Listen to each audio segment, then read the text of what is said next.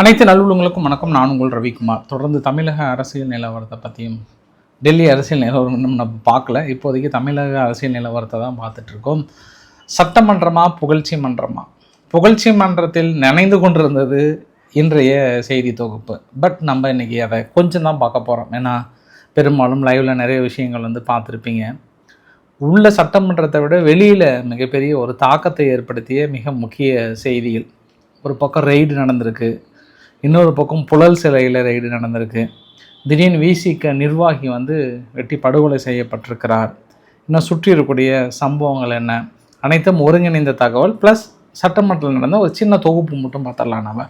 So பதிவுக்குள்ளே போகிறதுக்கு முன்பு நீங்கள் நம்ம சேனலை சப்ஸ்கிரைப் பண்ணலாம். சப்ஸ்கிரைப் பண்ணிட்டு வாங்க. மறக்காம பெல் பட்டனை கிளிக் பண்ண ஆல் ஆப்ஷன்ஸ் கொடுங்க. அப்படியே கொடுக்கலாம். நேற்று சட்டமன்றம் நடந்துட்டு இருக்கும்போதே கிட்டத்தட்ட ஒரு 38 இடங்களில் லஞ்ச ஒழிப்புத்துறை சோதனை பண்ணாங்க.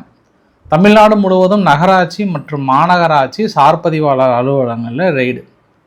இதுவரை இல்லாத அளவுக்கு பணம் கைப்பற்றி இருக்கிறாங்க. 1.18 கோடி அளவுக்கு கைப்பற்றி இருக்கிறாங்க. அதில் ஜிபே மூலயமாவும் நிறைய டிரான்ஸ்ஃபர் பண்ணியிருக்கிறாங்க.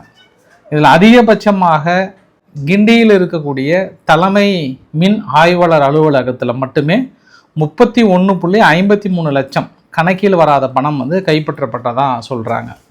ஆனாலும் முழுமையாக விசாரணைக்கு உட்படுத்தப்பட்டிருக்கிறோம். அவங்கவுங்க எல்லாரும் விளக்கங்களை கொடுங்க அப்படின்னு சொல்லியிருக்காங்க. தொடர்ந்து இந்த தேடுதல் வேட்டை தொடரும்ன்றாங்க. இந்த மாதிரி அடிக்கடி ஆய்வுகள் போனால் கூட முழுமையாக ஒழிக்க முடியுமானா கொஞ்சம் நம்ம ட்ரை பண்ணலாம். அதற்காக முழுமையாக ஒளிந்து விட்டதா லஞ்சம் அப்படின்னா இல்லை. இப்போதைக்கு ஒரு 30% ஒளிஞ்சிருக்கு. இன்னும் 70% இருக்க தான் செய்கிறது. அதாவது அரசாங்கம் தயாராக இருக்கிறது, அரசு அதிகாரிகள் தயாராக இல்லை. இன்னும் லஞ்சம் தலைவிரித்து ஆடிக்கொண்டு தான் இருக்கிறது. அந்த சார்பதிவாளர் அலுவலகங்கள்லேருந்து நகராட்சி, மாநகராட்சி, சர்வேயர் போன்ற இடங்கள்லையும் பெரிய அளவுக்கு எழுந்துட்டு தான் இருக்குது. ஏன்னா அவங்க காலங்காலமாக திருடி பழகினவங்க, திருடியே பிழைப்பு நடத்தினவர்கள் திடீரென்று திருட்டை நிறுத்து கொஞ்சம் நல்லவங்களாக இருங்க அப்படின்னா அவங்க கொஞ்சம் கஷ்டம்தான். அதை வச்சு தான் அவங்க குடும்பத்தை ரன் பண்ண முடியும், அவங்க குடும்பத்தை வாழ வைக்க முடியும் இல்லையா? அதனால் அவங்க கொஞ்சம் டைம் எடுத்துப்பாங்க, உடனடியாக மாறாது. இது ஒரு அட்லீஸ்ட் ஒரு 3 வருஷமாவது இந்த ப்ராக்டிஸுக்கு வரணும். அது வரைக்கும் அரசியல்வாதிகள் தாக்கு பிடிப்பாங்களா அப்படின்னு நம்ம பார்க்கணும். ஏன்னா வந்த புதுசில் அரசியல்வாதிகள் கொஞ்சம் பளிச்சுன்னு தான் இருப்பாங்க. அதை நம்ம போகிற போக்கில் தான் பார்க்க முடியும். எல்லாருமே ஆரம்பத்தில் அப்படி தான் இருப்பாங்க. ஒரு 3 வருஷம் சஸ்டெயின் பண்ணிட்டாங்கன்னா அது மக்களுக்கும் கொஞ்சம் நன்மை பயக்கும் அப்படின்ற அடிப்படையில் சொல்லி. மற்றொரு விவகாரம், மாதவ அர்ஜுனா திமுகனுடைய தலைமை மீதும் டிஎம்கே ஐடி விங் மீதும் ஒரு மான நஷ்ட வழக்கு ஒன்று தொடுத்தார். என்னென்னா ஜான் பிரிட்டோ அப்படின்ற ஒரு போதைப்பொருள் கடத்தல் மன்னனோட தொடர்பு படுத்தி அவரையும் அவர் குடும்பத்தையும் மொத்தத்தையும் இழுத்து விட்டார். இதை யார் ஆரம்பித்து வச்சதுன்னா மாரிதாஸ் அவர் தான் ஆரம்பித்தார். கடைசியில் பார்த்தா அந்த தகவலே பொய்யாயிடுச்சு. அதனால் ஒரு வழக்கு ஒன்று தொடுத்தார், மான நஷ்ட வழக்கு. இன்னும் 1 கோடி ரூபாய் பணம் கொடுங்க, இல்லைனா என்னிடம் தார்மீகம் மன்னிப்பு கேட்டு மன்னிப்பு கடிதத்தை வெளியிடுங்கள் அப்படின்னு கேட்டிருந்தாங்க. இப்போ அவ்வளோதான். நெக்ஸ்ட் மந்த் 13ஆம் தேதி இதற்கான ஆஜராகி விளக்கங்களை கொடுங்க அப்படின்னு கேட்டிருக்கிறாங்க. திமுகவுடைய தலைவர் கருணாநிதி என்ற பாருங்க, திராவிட நாயகன் ஸ்டாலின் அவர்களுக்கும் இந்த பக்கம் டிஎம்கேனுடைய ஐடி விங்குக்கும் இந்த ஒரு கடிதத்தை அனுப்பியிருக்கிறாங்க. இது அந்த பக்கம் மாதவ அர்ஜுனா தொடுத்த வழக்கில் அவங்க தரப்பில் சம்மன் கொடுக்குறாங்களா. இப்போ G2 நிறுவனம் என்ன சொல்கிறாங்கன்னா, ஆதாரம் இல்லாமல் சட்டமன்றத்தில் எங்கள் பெயர்களை இழுத்து விட்ட நிறுவனங்கள் மீது நாங்கள் சம்மன் அனுப்புகிறோம் அப்படின்னு கேட்டிருக்காங்க. அதாவது ஆதவ அர்ஜுனா மீதும் இன்னொரு சட்டத்துறை அமைச்சர் மீதும் நாங்கள் சம்மன் அனுப்ப போகிறோன்றாங்க. G2 நிறுவனத்தினுடைய தலைவர் என்ன சொல்கிறாருன்னா, எங்கள் நிறுவனமே ஏதோ 10,000 கோடி தான் வச்சுருக்கிறோம், அதில் 2,500 கோடி கடன் இருக்குது. அது இல்லாமல் எங்கள் நிறுவனத்தோட ஒரு பங்கு கூட சப்ரீசன் அவர்கள் கிடையவே கிடையாது. யாராவது சப்ரீசனுடைய பங்கு இந்த G2 இருக்குன்னு ஆதாரபூர்வமாக வெளியிட்டுட்டீங்க அப்படின்னா, இல்லை கண்டுபிடிச்சி கொடுத்துட்டீங்கன்னா உங்களுக்கு 50% நான் ஷேரை கொடுத்துட்றேங்க. எப்படிங்க நீங்கள் சம்மந்தப்படுத்தலாம்? அவருக்கு இதுக்கு சம்மந்தமே இல்லைங்க. எங்களுடைய நிறுவனம் பரந்தூர் விமான நிலையத்திலையோ சுற்றியோ நாங்கள் வாங்கவும் கிடையாதுங்க. முழுக்க ஆதாரமற்ற ஒரு குற்றச்சாட்டை வேறொரு தலைவர் மீது தொடர்பு படுத்துவது ஏற்றுக்க முடியாது, நாங்கள் சம்மன் அனுப்புகிறோம் அப்படின்னு சொல்லிட்டாங்க G2 நிறுவனம். ஏன்னா சட்டமன்றத்தில் பேசியிருக்காங்க. அப்படி சட்டமன்றத்தில் சம்மன் அனுப்பி எதாவது பண்ணாங்கன்னா உரிமை மீறல் பிரச்சனை கொண்டு வருவோம்னு திமுக சார்பாக சொல்கிறாங்க. அதனால் அந்த விவகாரம் சூடு பிடித்திருக்கிறது என்பதும் ஒரு கூடுதல் தகவலாக சொல்ல முடியும். இப்போ முதல்வர் விஜய் அவர்கள் தமிழக அரசு சார்பாக திருச்சி கிழக்கு உள்ளிட்ட 5 தொகுதிகளில் இடைத்தேர்தல்களை உடனடியாக அறிவிக்க வேண்டும். இந்த தடையை உடனடியாக விலக்க வேண்டும். காரணம் என்னவென்றால், மக்களுக்கு சேவைகளை செய்ய முடியவில்லை. தொடர்ந்து அந்த தொகுதியில் லட்சக்கணக்கான மக்கள் அடிப்படை தேவைகள் ரீச் பண்ண முடியாமல் இருக்கு. அதனால் இந்த இடைத்தேர்தலை உடனடியாக அறிவிக்க வேண்டும் அப்படின்னு ஒரு பதில் தாக்கல் பண்ணியிருக்காங்க. பார்க்கலாம் அறிவிப்புகள் ஏதாவது கூடியவர்கள் வருகிறதா அப்படின்றதையும் பார்த்துடலாம். அதே போல் செம்மஞ்சேரியில் சென்னையில் சர்வதேச தரத்தில் ஒரு மெகா விளையாட்டு நகரம் ஒன்று அமைச்சாங்க திமுகவுடைய ஆட்சியில். 112 ஏக்கர் 206 கோடியில் ஒரு தனியார் நிறுவனத்துடன் இணைந்து பண்ணாங்க. பட் அதை இப்போ முழுமையாக கேன்சல் பண்ணிட்டாங்க. அது உட்படுத்தப்பட்டு அந்த ஒட்டுமொத்த திட்டத்தையும் நாங்கள் கேன்சல் பண்ணுறோம் அப்படின்னு சொல்லியிருக்கிறது தாவேக அரசாங்கம். முன்னாளுக்கும் முன்னாள் நிதி அமைச்சர், அது என்னப்பா முன்னாளுக்கும் முன்னாள் நிதி அமைச்சர்னா, திமுக ஆட்சி காலத்தில் வந்த புதுசில் நிதி அமைச்சராக இருந்தவர் பிடிஆர் பழனிவேல்ராஜன், அதுக்கப்புறம் தங்கம் தென்னரசும் மாறிட்டார். அதனால் முன்னாளுக்கு முன்னாள் நிதி அமைச்சர்னு சொல்ல வேண்டியது இருக்குது. அவர் ஒரு சர்டிஃபிகேட் கொடுக்குறாரு. இப்போ இருக்கக்கூடிய நிதியமைச்சர் அவராக பார்த்து எழுதலை, யாரோ எழுதி கொடுத்து தான் அவர் இது மாதிரி படிச்சிருக்கிறாரு, ஏன்னா நிறைய மிஸ்டேக் இருக்குது அவர் படித்ததில்லை அப்படின்றாரு. ஏன்னா இவரெல்லாம் நிதியமைச்சராக இருக்கும்போது அவரே படித்து அவரே வாசிக்கிற மாதிரி தான் சொல்கிறாரு. அப்போ கூட இருக்கக்கூடிய துறை செயலாளர்கள்லாம் என்ன பண்ணியிருப்பாங்க ஒன்று. இன்னொன்று, பிடிஆர் பழனிவேல்ராஜன் அவர்கள் அவ்வளோ தெளிவாக படித்த மாதிரியே சொல்கிறாரு. அவரும் தான் அதே மிஸ்டேக் பண்ணார், அதே தான் பண்ணார். அது மரியன் வில்சன் அவர்களும் பண்ணியிருக்காங்க. அதனால் அவர் இதை தவறாக படிக்கிறதுனால அவருக்கு யாரோ எழுதி கொடுத்ததை படிக்கிறாங்க அப்படின்ற ஒரு குற்றச்சாட்டை சுமத்திருக்கிறாங்க. ஆனால் சபாநாயகருக்கு ஒரு பாசிட்டிவ் ரிசல்ட் கொடுத்துருக்கிறார். ஒன் ஆஃப் த பெஸ்ட் சபாநாயகர் ஆகிறாரு. எங்கள் அப்பா காலத்தில் இருந்தது வேறு, ஆனால் இப்போ இருக்கக்கூடிய சபாநாயகர் நல்ல சபாநாயகர். ஒருவேளை அப்பாவுக்கு ஒரு கொட்டு வைக்கிறாங்களோ. ஆனால் தமிழகத்திலே ஒரு ஒஸ்ட் சபாநாயகர் அப்படின்னா அது அப்பாவாக தான் இருக்குமோ அப்படின்ற இன்னொரு ஆங்கிள்லையும் பார்க்கலாம். ஏன்னா அவங்க கட்சி சார்பாகவும் சரி, லாஸ்ட் டைம்லாம் சபாநாயகரில் சர்வதிகாரின்ற அளவுக்குலாம் கடுமையான விமர்சனம் பண்ணாங்க. எதிர்கட்சி பக்கம் திரும்பி கூட பார்க்க மாட்டார். அப்பா திரும்பி கூட பார்க்க மாட்டார், மதிக்க கூட மாட்டார். இது மாதிரிலாம் பேசினாங்கன்னா எங்க வெளியே போங்க அப்படின்னு சொல்லுவார். அந்த அளவுக்கு மிக மோசமாக அதிகபட்சம் 5 நிமிஷத்துக்கு மேலே பேச மாட்டார். அதையும் திமுக அரசை ஏதாவது ஒன்று சொல்லிட்டாங்கன்னு வச்சுக்கோ, உடனே மாண்புமிகு முதல்வர் மாண்புமிகு அமைச்சர் அவர்களே அது பதில் உரை கொண்டு அதையும் கட் பண்ணி விட்டுருவாங்க. அந்த அளவுக்கு இருந்தாங்க. அதெல்லாம் திமுக மறக்காதுன்னு நினைக்கிறேன் நான். என்ன சட்டசபை எப்படி நாங்கள் நிகழ்த்தினாங்கன்றல. அதனால் ஜேசிடி பிரபாகர் பரவாயில்ல அப்படின்ற ஒரு வார்த்தையும், அதே சமயம் மரியன் வில்சன் அவர்கள் கோர்ட்டில் நேரில் ஆஜராகிறதுக்கான விலக்கு கேட்டு ஒரு ஃபைல் பண்ணியிருந்தார்.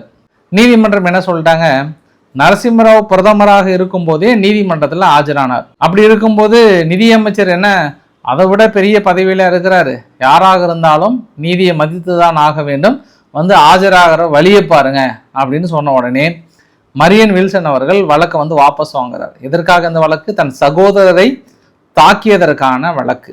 அதனால் நீதிமன்றம் ஒரு தாக்குகிறது. சட்டமன்றத்தில் எல்லாம் பயங்கரமாக ஒரே அப்படி இப்படின்னு போயிட்டு இருக்கா. ஆனால் மரியன் வில்சன் அவர்கள் ரொம்ப கூலாக பாத யாத்திரை போயிட்டுருக்கிறாரு. வேளாங்கண்ணிக்கு, பாண்டிச்சேரியிலிருந்து வேளாங்கண்ணிக்கு பாத யாத்திரை போயிட்டுருக்கிறாரு. 3 நாள் லீவ் லெட்டர் கொடுத்துட்டாங்க அப்படின்னு சொல்லியிருக்கிறார். அதனால் அந்த வாக்கிங் விவகாரம்லாம் போயிட்டுருக்கு. இந்த பக்கம் சட்டமன்றம் பரபரப்பாக நடந்துட்டு இருக்கும்போது திடீர்னு முதல்வர் விஜய் அவர்கள் புழல் சிறையில் திடீர் ரெய்டு. அங்கே உயர் அதிகாரிகள், சிறைத்துறை அறிவாளர்களுடன் கிட்டத்தட்ட 1 மணி நேரத்துக்கு மேலே அடுத்தடுத்து அங்கே இருக்கக்கூடிய சூழ்நிலைகள் என்ன, கைதிகள் எப்படி வைத்துக் கொள்கிறாங்க, என்ன சூழ்நிலை இருக்குன்னு மிக பயங்கரமான ஒரு ரைடு போயிட்டுருப்பதாகவும் சொல்கிறாங்க. சரி, ஆளுகின்ற அரசாங்கத்துக்கும் விடுதலை சிறுத்தைக்கும் இருக்கக்கூடிய ஒரு செக் பாயிண்ட் வச்சுட்டாங்க. என்ன அப்படின்னா, விழிசிகானுடைய தொண்டரணி அமைப்பாளர் வெட்டி படுகொலை. 6 பேர் கொண்ட கும்பல் பைக்லேயும் ஆட்டோவிலையும் அடுத்தடுத்து வெற்றி கொள்கிறாங்க. இவர் மீது 3 கொலை வழக்குகள் இருக்குது. இந்த கொலை வழக்குகள் இருக்கிற தொண்டரணியாக வைத்திருந்தீங்க, ரைட்டு. இந்த கொலை வழக்குக்கு மேபி இவர் ஏற்கனவே 3 கொலை வழக்கு, 1 இல்லை 2 இல்லை 3 கொலை வழக்கில் இருக்கிறதுனால அதில் யாராவது ஒரு குரூப் நம்ம ஆளை போட்டாங்களே, இவங்க ஆளுங்களை போட்டாங்களேன்னு பதிலுக்கு வெட்டி இருப்பாங்களா என்னன்னு தெரியல. பட் இருந்தாலும் விடுதலை சிறுத்தையினுடைய முக்கிய பொறுப்பில் இருக்கக்கூடிய ஒரு நபர் வெட்டி கொல்லப்பட்டதுனால இனி என்ன கேள்விகள் இல்லை என்ன பதில்கள் வைக்க போகிறாங்க, என்ன நடக்கிறது அப்படின்றத நம்ம பொறுத்து இருந்து பார்க்கலாம் நம்ம. ஏன்னா சப்போஸ் இந்த இடத்துல விடுதலை சிறுத்தைகள் எதிர்க்கட்சியாக இருந்திருந்தால் பெரிய அளவுக்கான எதிர்ப்பு தெரிவித்திருப்பாங்க. பட் இப்போ அதை காவல்துறை விசாரணை பண்ணணுன்ற ஆங்கிளில் பார்ப்பாங்க. இதுக்கப்புறம் தான் நாளைக்கு தான் விவகாரம் விஸ்வரூபமாக எடுக்கும்னு நினைக்கிறேன். இப்போ நம்ம சட்டமன்றத்துக்கு போயிடலாம்.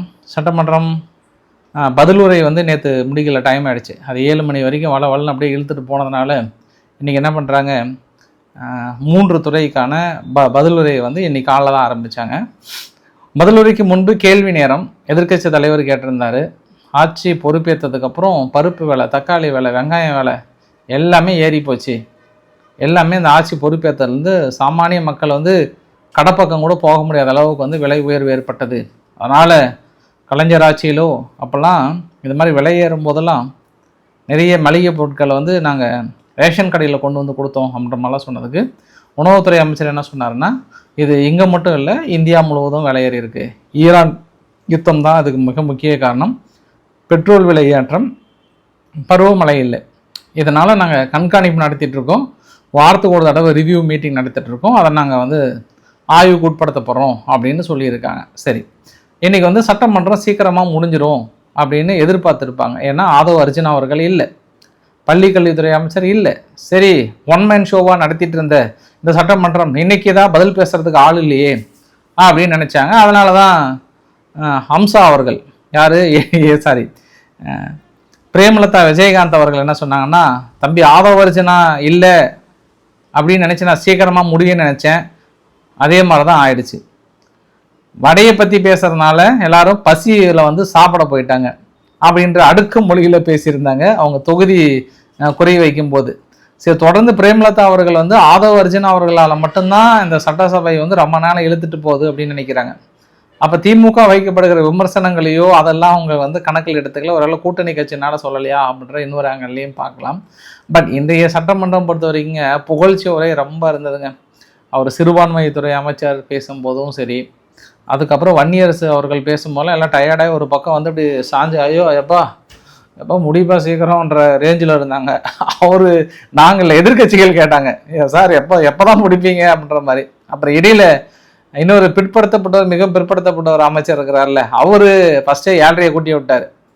அவர் பாட்டுக்கு எதிர்கட்சியை பார்த்து ஒன்றும் செய்யலை, அது பண்ணல இது பண்ணல, என் தலைவன் தானே தலைவன், நிரந்தர தலைவன் அப்பெல்லாம் அதையும் எதையும் சொல்ல அவங்க தரப்புல கடுப்பாயிட்டாங்க.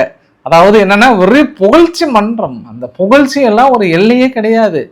ஆளுங்கட்சி வந்து திராவிட நாயகன், திராவிட ஆட்சி அப்படின்னா இந்த பக்கம் வந்து தானே தலைவன், நிரந்தர தலைவன், என் தளபதி அப்படின்னு இந்த பக்கம் அப்படியே போட்டி, புகழ்ச்சி போட்டியில வந்து நனைந்து கொண்டிருக்கிறது அந்த சட்டமன்றம் அப்படின்னு சொல்ல முடியும். இடையில அந்த பூண்டி கலைவாணன் அவரு வேற ஓடி வந்து இந்த டிஆர்எஸ் மெத்தட்லாம் கேட்குறாரு, எடுறா கத்தியா, உருட்டுறா உருண்டையா அடுறா அப்படின்ற மாதிரி அவர் ஒரு பக்கம் சட்டமன்றத்தில் ஏதோ ஆக்ஷன் பண்ணிட்டு இருந்தார். அதனால இந்த மாதிரியான விஸ்வரூபம்லாம் எடுத்தது. அதாவது அமீர் அவர்கள் வழக்கமாக அவர் வந்து கொஞ்சம் திமுக அப்படி இப்படின்னு இருப்பாரு. முஸ்லீம் லீக் தான் தாவேகாவுடன் கூட்டணி வைத்துள்ளது. ஒட்டுமொத்த முஸ்லீம்களும் இங்கே இருக்கக்கூடிய தாவேகாவுக்கு ஆதரவு இல்லைன்றதை அமைச்சர் ஷாஜகான் புரிஞ்சுக்கணும். அடிமைத்தனமான பேச்சை நாங்கள் கண்டிக்கிறோன்றார். அப்படின்னா எப்படி பேசியிருப்பாருன்னு பாருங்கன்னு நினைக்கிறார் அவர் நிறைய விஷயங்கள் பேசினார். நன்றி உரையெல்லாம் சொல்லும் போது நன்றி உரை சொல்ல தகுதியற்றவர்கள் அப்படின்ற மாதிரிலாம் திடீர்னு அந்த பக்கம் கை காட்டினோன்னே தான் பிரச்சனை ஆயிடுச்சு.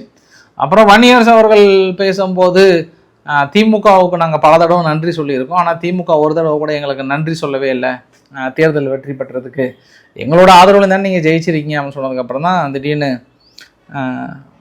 எதிர்கட்சி தலைவர் எந்திரிச்சு இல்லை என்னுடைய அரசியல் ஆசானில் திருமாவளவன் அவர்களும் ஒருத்தர், அது எப்போ அரசியல் இருந்தாலும் அவர் அப்படின்ற மாதிரி சொல்லி அந்த விஷயத்தை வந்து சுமூகமாக கடக்க பார்த்தாங்க எதிர்கட்சிகள். அதாவது 2 பேரும் ரொம்ப சுமூகமாக கடந்து போனாங்கன்றதையும்.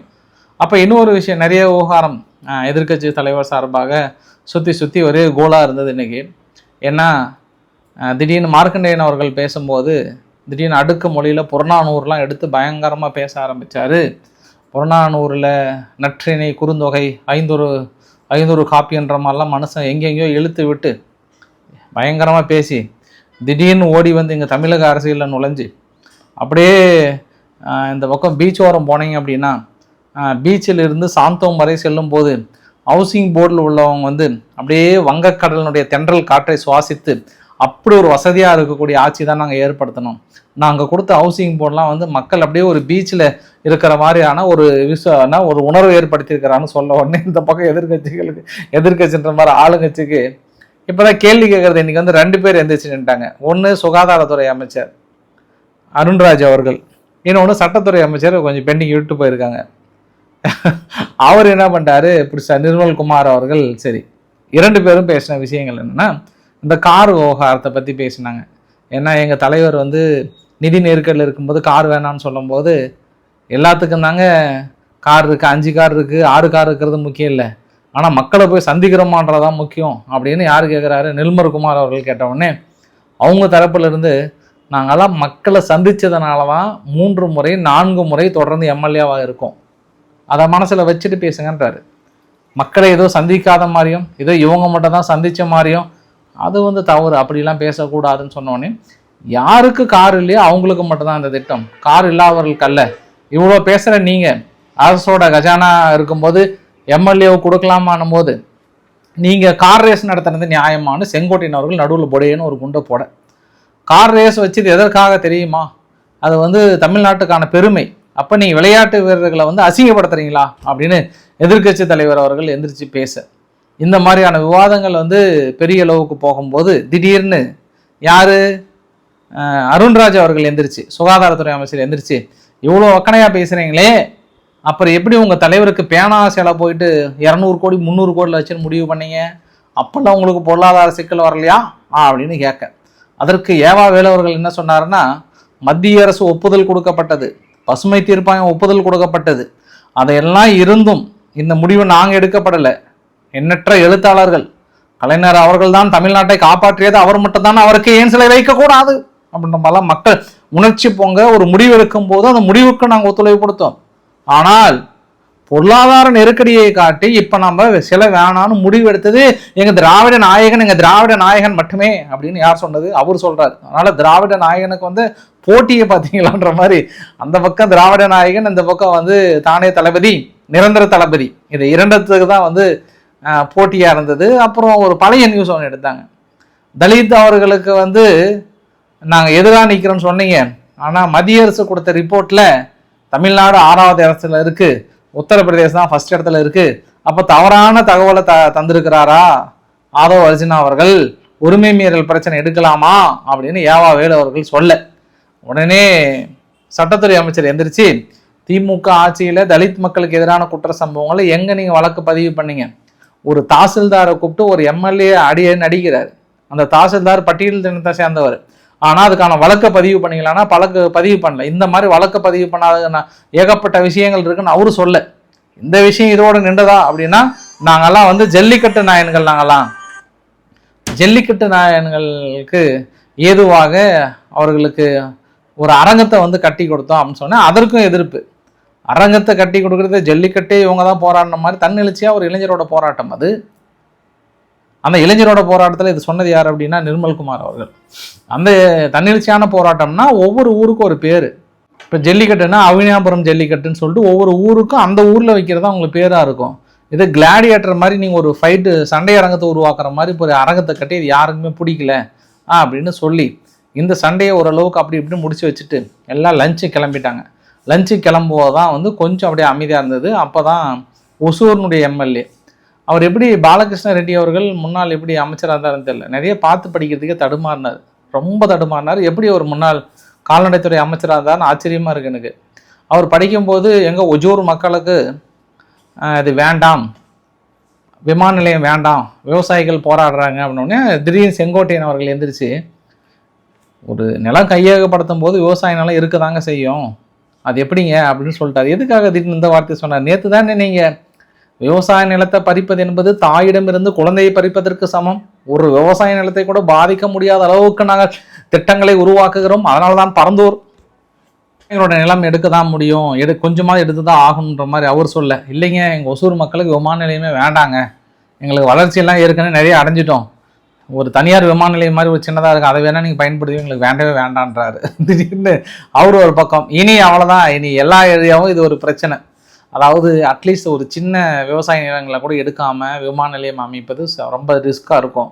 இனி அதை வைத்து நிறைய கேள்விகள் வருவதற்கு வாய்ப்புகள் இருக்குது. அதற்கு தான் நீர்வளத்துறை அமைச்சர் குஷி ஆனந்த் அவர்கள் வந்து என்ன சொல்கிறாருன்னா, அண்ணே அண்ணே நேருவண்ணே நாங்கள் வந்து 100 நாள் தான் ஆகுது, எங்களுக்கு கொஞ்சம் அவகாசம் கொடுங்க, நீங்கள் பாட்டுக்கு இப்படி அடுக்கடுக்கான குற்றச்சாட்டை சுமத்தாதீங்க, பண்ணுவோண்ணே பண்ணுவோம், வெயிட் பண்ணுங்க அப்படின்னு ஆறுதல் சொல்லி வந்து முடித்திருக்கிறார் என்பதும் ஒரு கூடுதல் தகவலாக சொல்ல முடியாது. இந்த 50 வருட ஆட்சியில் மக்களுக்கான அடிப்படை தேவையை நாங்கள் பூர்த்தி செஞ்சுருக்கிறோம், ஒன்றுமே செய்யலான்லாம் சொல்லாதீங்க அப்படின்னு திமுகவும் தனது குற்றச்சாட்டை வந்து வைத்திருக்கிறாங்க. ஸோ பிடிச்சிருந்தா லைக் பண்ணுங்கள், ஃப்ரெண்ட்ஸுக்கு ஷேர் பண்ணுங்கள், சப்ஸ்கிரைப் பண்ணுங்கள். ரவிக்குமார் அரசியல் உண்மைகள். நன்றி, வணக்கம்.